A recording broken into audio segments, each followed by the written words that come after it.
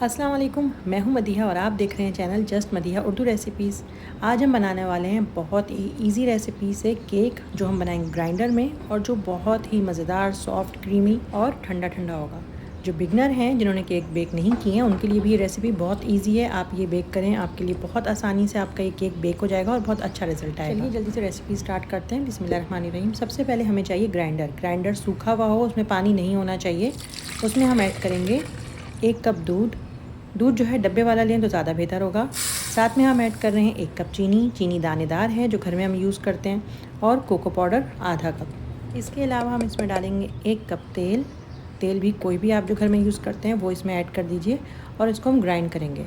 अच्छे से हम इसको 2 से 3 मिनट ग्राइंड कर लेंगे, यहाँ तक कि तेल, चीनी वगैरह सब एक साथ मिल जाएगा और ये बहुत ही सॉफ्ट सी पेस्ट टाइप बन जाएगी और चीनी इसमें बिल्कुल घुल जाएगी। देखें जिस तरह से मेरा पेस्ट का लुक आ रहा है, इसी तरह से आपकी भी बनेगी। अब हम इसमें से 1 कप निकाल लेंगे और साइड में रख लेंगे। तो मैं 1 कप निकाल रही हूँ और मैं इसको साइड में रख दूँगी। आप फ्रिज में रख दें, फ्रीज़र में नहीं रखना है, आप इसको फ्रिज में रख दें जब तक हम बाकी काम निपटाते हैं। चलिए अब ग्राइंडर में अब हम ऐड करेंगे 2 अंडे और उसको अच्छे से दोबारा से बीट कर लेंगे। कम से कम 1 या 2 मिनट आप इसको ज़रूर ग्राइंड करिएगा दोबारा से, और फिर हम इसको डिश में निकाल देंगे।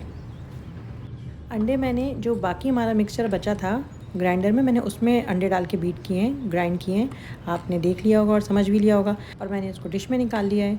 अब हमें चाहिए मैदा। 1 कप मैदा है जिसमें मैं 1 टीस्पून भर के बेकिंग पाउडर का डालूँगी और चुटकी भर नमक ऐड करूँगी। तीनों चीज़ें डालने के बाद पहले तो हम चमचे से मिक्स कर लेंगे, लेकिन जब हम इसको बैटर में ऐड करेंगे जो कोको पाउडर का हमारा है, तो छान के मिक्स करेंगे।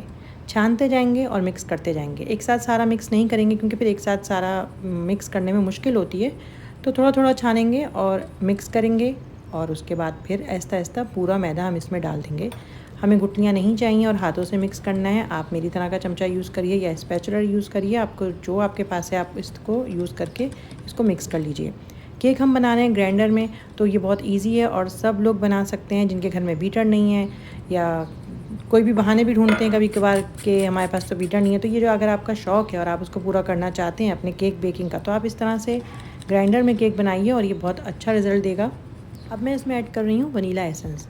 आप चाहें तो इस टाइम वनीला एसेंस ऐड करें जिस तरह मैं कर रही हूँ, या फिर आप शुरू में भी कर सकते हैं जब आप अंडे ग्राइंड कर रहे थे, इससे कोई फ़र्क नहीं पड़ता है। अच्छे से दोबारा से हम इसको मिक्स करेंगे वनीला एसेंस डालने के बाद।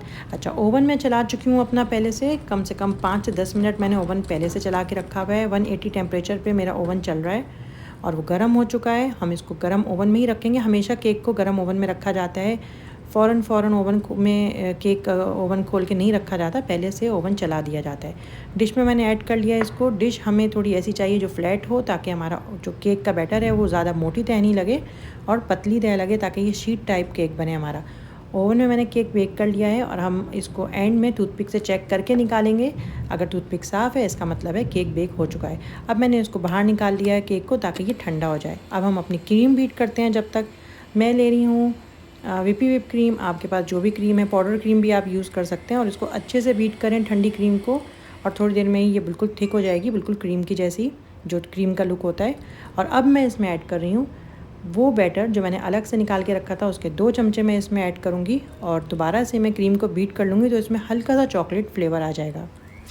जब तक मैं क्रीम बीट कर रही हूँ, अगर आप न्यू हैं चैनल पे तो मेरे चैनल को लाइक और सब्सक्राइब कर दीजिए, और अगर आपको रेसिपी पसंद आ रही है तो ट्राई ज़रूर करिएगा और कमेंट में मुझे ज़रूर बताइएगा कि आपका केक कैसा बना। और कोई भी प्रॉब्लम आती है तो आप मुझे मैसेज कर सकते हैं, मैं इंशाल्लाह जल्द से जल्द जवाब देने की कोशिश करूँगी। इसके अलावा आप मुझे इंस्टाग्राम पे भी फॉलो कर सकते हैं। इंस्टाग्राम में भी मेरा यही नाम है, जस्ट मदीहा के नाम से मेरा अकाउंट है, आप मुझे वहाँ पे भी फॉलो कर सकते हैं। क्रीम बीट हो गई है और जो हमने केक रखा था ठंडा होने के लिए वो भी ठंडा हो चुका है। केक को मैं वापस उसी डिश में डाल दिया है मैंने जिससे हमने बेक किया था। अब मैं इसमें क्रीम की तह लगाऊंगी और अच्छे से केक को क्रीम से कवर कर दूंगी। बहुत ही इजी बनने वाला ये केक है, बिल्कुल सेम इसका बाज़ार जैसे केक का टेस्ट है। सिर्फ इसमें फ़र्क ये है कि आप इसको उस शेप में नहीं बना रहे जिस तरह बाहर बनता है, उसमें मेहनत ज़्यादा है और सबका हाथ उसमें सेट भी नहीं होता है। लेकिन इस तरह से अगर आप बनाएंगे तो आपका केक जो है बहुत ईजीली बन जाएगा। टेस्ट भी बहुत अच्छा आता है और सॉफ्ट भी बहुत होता है। अच्छा, केक को ऊपर मैंने क्रीम लगाने के बाद उसको मैंने फ्रिज में रख दिया है। अब मैं वो पेस्ट यूज़ कर रही हूँ जो हमने रेडी करके रखी थी और जिसमें से 2 चमचे मैंने क्रीम में डाले हैं। थोड़ा सा उसको मैं पतला करूँगी क्योंकि वो थोड़ी थिक थी, तो मैंने इसमें थोड़ा सा दूध ऐड करा है 2 से 3 चमचे आप इसमें दूध ऐड करेंगे, थोड़ी सी पतली हो जाएगी। अब हम इसको केक के ऊपर ऐड कर देंगे जिसमें हमने क्रीम लगाई है। हल्के से ऐड करना है ताकि ऐसा ना हो कि क्रीम और केक मिक्स होने लग जाएं। अगर आपने केक को फ्रिज में रख दिया था और थोड़ा ये ठहर चुकी है क्रीम इसमें, तो फिर तो ये मिक्स नहीं होंगे। अच्छे से हम इसको चारों तरफ फैला लेंगे और फिर इसको हम वापसी फ्रिज में रख देंगे। आप इसको 1 घंटा, आधा घंटा, 2 घंटे जितना चाहे आप फ्रिज में रखिए।